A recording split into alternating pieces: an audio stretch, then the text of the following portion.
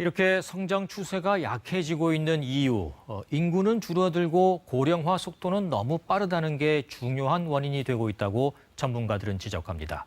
해법은 없는 건지 박혜진 기자가 짚어봅니다. 내년 6월 결혼을 앞둔 30대 여성. 아이를 낳을지는 여전히 고민 중입니다. 낳을까 말까 이렇게 생각은 하고 있는데 아무래도 경제적인 부분이 좀 걸려서 좀 고민을 하고 있는 상태예요. 출산을 망설이고 아예 결혼을 포기하는 인구가 증가하는 현상은 출생아 수에도 반영됐습니다.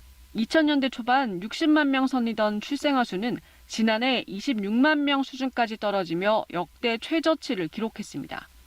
저출산은 노동력 공급 감소로 이어집니다. 특히 상대적으로 생산성이 높은 핵심 노동인구의 비중 감소가 문제입니다. 30세에서 59세까지의 핵심 노동인구가 당장 내년부터 17만 명 이상 줄어들 것으로 전망되고 있습니다. 줄어드는 노동력 공급은 경제 규모 자체를 위축시킵니다.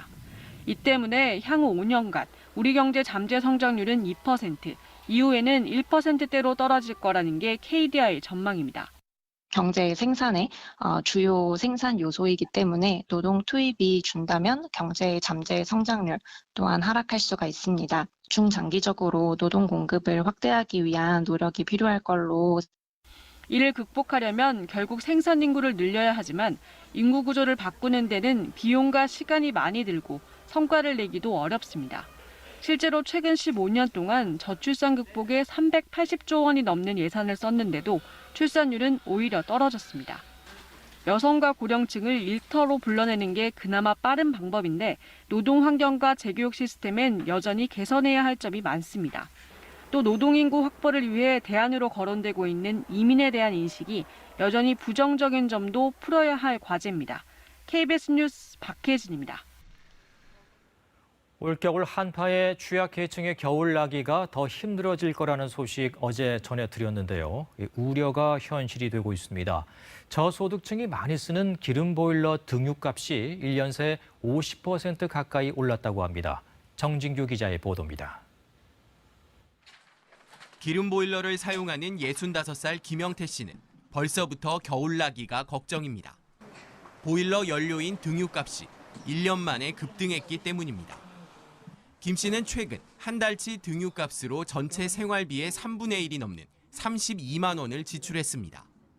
지난해 암 선고를 받고 일자리마저 잃었는데 국민연금 80여만 원을 받아 병원비와 교통비 등을 빼고 나면 4인 가족 식비조차 빠듯합니다. 지금 당장은 두꺼운 이불과 전기장판으로 기름을 아끼며 추위를 버티고 있지만 앞으로가 더 걱정입니다. 큰일 났어요, 이제 지금. 옛날처럼 남을 대다 미치도록 만들어갖고 남을 뗄 수도 없고 어디 갈 수가 있어요, 지금. 그러니까 이게 난감한 거지. 홀로 사는 85살 이흥순 씨도 사정은 비슷합니다. 한 달 생활비 60만 원 중 35만 원을 이번 달 등유값으로 사용했습니다. 내년 2월까지 넉 달간 예상되는 난방비는 120만 원 이상. 지난해 같은 기간보다 최소 40만 원 이상 부담이 늘었습니다. 돈 조금 남는 건 야중에 준다 그러고 넣고 또 야중에 돈 생기면 갖다 주고 이러지요. 이달 첫째 주 전국 평균 등유값은 리터당 1,600원을 넘었습니다. 1년 전보다는 48%, 2년 새 2배로 상승했습니다. 난방 같은 에너지 사용 문제는 이런 취약계층의 생존 문제와도 직결되어 있는 것이 너무나도 선명하기 때문에 이 에너지 빈곤 가구에 대한 실태 조사가 필요하고. 떨어질 줄 모르는 등유 가격에 한겨울 추위를 앞두고 취약계층의 근심이 더욱 깊어지고 있습니다. KBS 뉴스 정진규입니다. 다가올 겨울이 걱정인 사람들 또 있습니다. 지난달 큰 불이 났던 대구 농수산물 도매시장 상인들인데요.